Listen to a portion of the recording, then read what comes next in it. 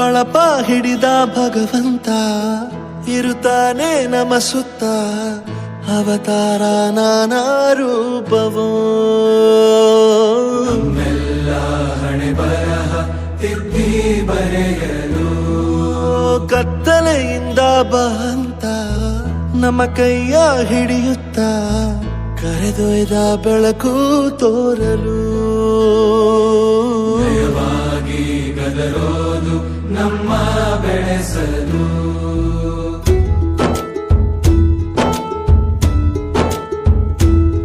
ಭಾಷೆ ಅಮೃತ ಕುಡಿಸೋ ತಾಯಾಗಿ ಭಾಷೆ ಅಮೃತ ಕುಡಿಸೋ ತಾಯಾಗಿ ಭವಿಷ್ಯ ಬರೆವಂತ ತಂದೇನೋ ಆಗಿ